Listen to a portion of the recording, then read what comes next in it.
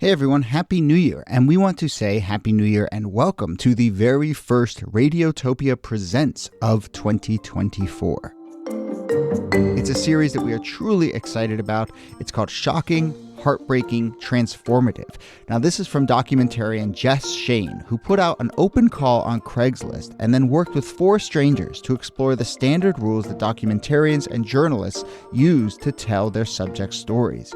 So the series gets into all sorts of questions about what happens when people's real lives are collected, edited, and consumed.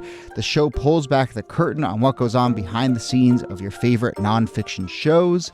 And then it turns in on itself and some really interesting twists and turns along the way in the making of the show. I've gotten to know Jess a little bit over the making of this show. Every time I chat with her, there's a new wrinkle to this story. It is really incredible. So go check out the new Radiotopia Presents series, Shocking, Heartbreaking, Transformative. It is out now on your favorite podcast platform.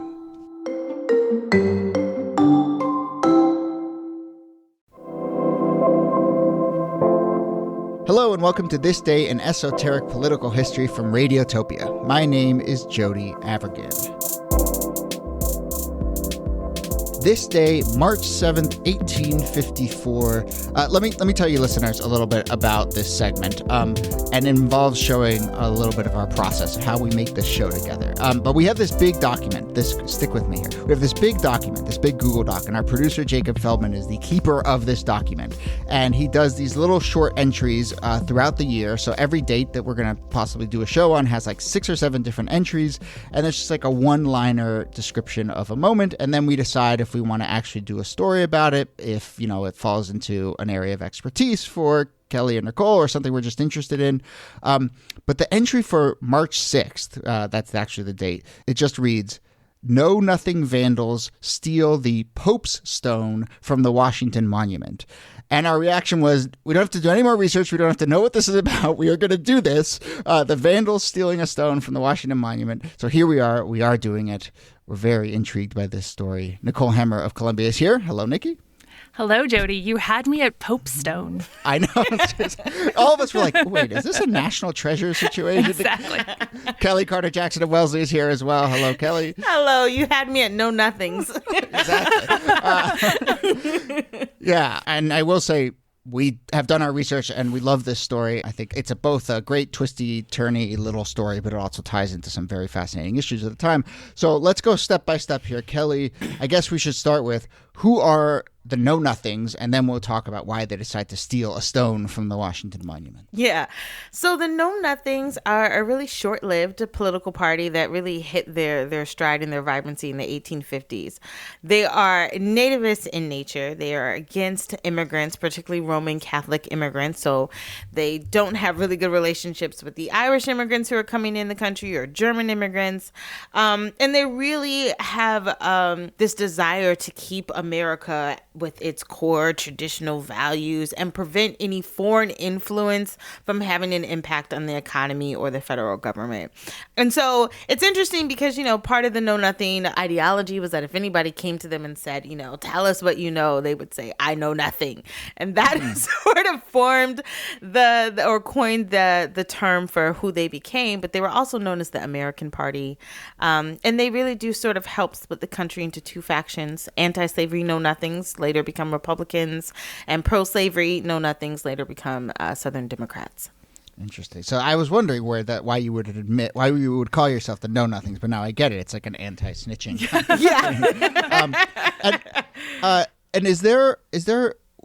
I know this is a little far afield. We'll get back to the Pope Stone, but is there a know-nothing KKK like DNA connection? A lot of these sentiments, the growing theme is not just anti-immigration, but also anti-Catholicism. And I know that throughout the Klan, especially in the 1920s, the number one impetus for growth was anti-Catholicism. Mm-hmm. And so I would not be surprised to see, you know, the descendants of Southern Democratic former know-nothings are now a part of the new KKK. Right. So that's painting this sort of ideological picture. And so, Nikki, where do we start here telling this story? Look, I mean, you can imagine how anti-Catholic know-nothings would be a little put off by something called the Pope's Stone. So let's say what the Pope's Stone is, first of all. First of all, it's a gift from Pope Pius IX and the Vatican. They had donated this to the project of building the Washington Monument. The Washington Monument was going to be this huge obelisk that sits in the nation's capital, and they needed some help in building it. And so foreign nations were providing gifts to be part of the decoration of this monument. And so the Vatican sends over this big 3-foot slab, and it says something on it, "From Rome." And the know-nothings hate this. And so one night, March 5th, 1954, 9 men who were part of the know-nothings, they sort of creep up to the base of the Washington Monument. They put a bunch of rocks in front of the watchman's home so he can't get out and get to them. And they take this pretty big chunk of marble, they haul it across Washington, and they smash it up and they throw it in the Potomac. End of the Pope's Stone. Mm-hmm. Does this scheme start in a tavern, perhaps? What is your sense? All good schemes start in a tavern. Yeah. I mean, it really does have that feel of like, I mean, certainly the issues at stake here are very serious. And, they were talking about political movements and so forth, but it also has that like drunken prank vibe to it for sure. How dare you malign the know-nothings? Kellie, you want to jump in on any of that? Well, no, just sacrilegious. I mean, the idea that they would take something that they felt represented a huge part of Catholicism and smash it to let, everyone know what they thought of it, or that, Catholicism will have no part in the Washington Monument, is pretty wild. This gets to something interesting about this story to me, because I think there's the act as a public act to send a message about sentiments about Catholicism, but it's also a very specific act about like gumming up the process of building this monument. And there's all these twists and turns in days of building the Washington Monument, where, as you were saying, Nikki, it gives me this vibe of like nonprofit fundraising, like it's just like they're trying to get money from over here to build this thing. They're trying to get people to donate like materials and stones, like and the know-nothings seem to just like glom on to the building of the Washington Monument as a place where they can like take a stand, and they start to like infiltrate the committee that is there to build the Washington Monument. Yeah, it's kind of amazing. Like a sizable group of know-nothings decide that they're going to become part of the Washington National Monument Society, like 750 of them. And that's a critical mass, so they can take over this organization. I mean, this is a modern story in a lot of ways. We think about like radicals taking over the NRA or things like that. And that's essentially what they do. Or like the shareholder takeover kind of thing. Exactly. Yeah. And so they take it over. It's a little unclear whether this was ideologically motivated so that they could Americanize the Washington Monument, or if they just wanted to embezzle some of the funds. Again, not to defame the know-nothings, but they're not entirely on the up and up. But, what happens then is that it grinds the progress on the monument to a halt, because Congress doesn't want to give its $200,000 over to this group of know-nothings because they're worried about what will happen if they do. Leave it to be the women to come to the rescue, because they're the ones that basically spearhead the fundraising of the Washington Monument to get it completed, and not just completed, but to actually repair a lot of the stones that have been in place, and use their organization to fund the proper building of the Washington and make sure that it gets completed correctly. Yeah, I mean, I think this proper building is really important because people had kind of piecemeal been building it. Just to paint a picture, like the Washington Monument, they started to build it and then they just stopped. And so you have this kind of, what Mark Twain calls it in 1868, an ungainly old chimney. And that is kind of like what the Washington Monument would look like if you built half of it and then kind of gave up, which is what it was like for decades. It was kind of half built. And so you needed somebody to come in and knock off the like shoddy stonework that was done under the Know-Nothing Society, and then get to work building the rest of it according to a slightly better plan with slightly better materials. Mm-hmm. It all comes down to just when ideology gets into your construction project, it never goes well, right? No, it does Sometimes, I wonder if they will start to dismantle walls down on the southern border sometime soon because they cut some corners. We'll see. Are you saying that wasn't the finest American construction possible? Well, we certainly paid for it. Oh, gosh. But Kellie, we were talking about this before we started taping. It's true that when you go to Washington, D.C. and you look at the Washington Monument now, it's two-toned. It's two colors, and you can see. And two tones. Yeah. You can drive by and see it. And, the tour guides will let you know this was from the first phase of construction, and this is from the second phase of construction. So, from far away, it all looks completed and seamless. But when you get up pretty close, it's clear that there were the two parts of this monument and two different colors. It occurs to me that if you're going to have one part of your building be poorly constructed, it's probably better to have the top part than the bottom part, But I guess they did go back and they fixed the bottom part before they started going up and up and up. But it worries me, this notion that the really sort of janky part is the bottom third. What a great foundation! It has stood for over 100 years. It survived that earthquake a couple of years ago, so. It's stable enough. Let's put it that way. And it was, one of the tallest buildings in the world at the time that it was constructed, 555 feet tall, until the Eiffel Tower comes along and dismantles the French. Yeah.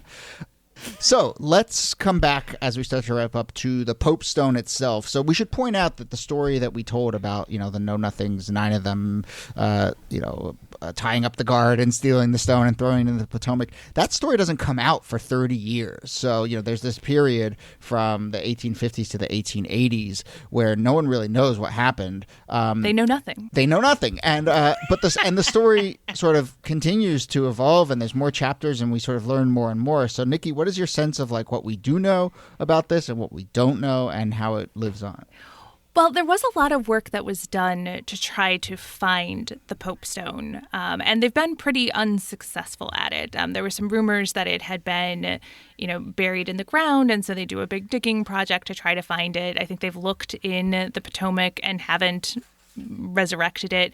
There is this story of a woman who comes forward in 1972 to the Smithsonian. She has an 18-inch marble obelisk, and she claims that it was carved from a fragment of the Pope Stone. And the Smithsonian, being a significant cultural and scientific institution, says, yeah, we'll take that. That seems right. Too good to check. They put it on display.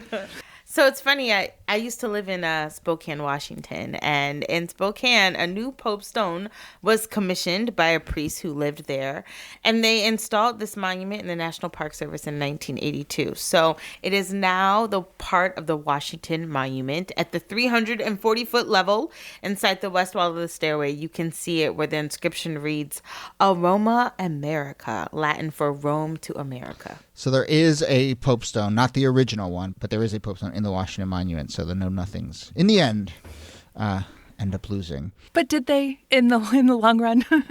Well, maybe not.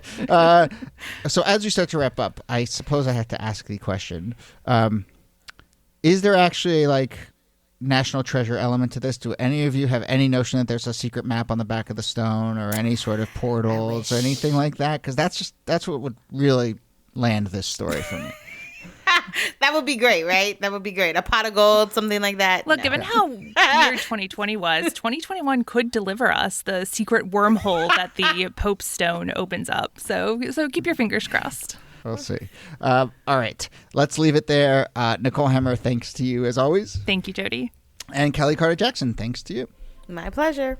This Day in Esoteric Political History is a proud member of Radiotopia from PRX, a network of independent, listener-supported, artist-owned podcasts. Our researcher and producer is Jacob Feldman. Our producer is Brittany Brown. Get in touch if you have any questions or comments about the show, or if you are in possession of a fragment of the Pope Stone. Feel free to email us. You can do it anonymously, thisdaypod@gmail.com. There is also a contact form at thisdaypod.com. Also on our website, I should say, there's a form where if you want to support the show directly, you can do that. Listener support is a big part of how we make this show happen, so you can give a one-time donation or become a monthly donor. We appreciate everyone who has done that, and that really helps us make this show week in and week out. My name is Jody Avergan. Thanks again for listening, and we'll see you soon.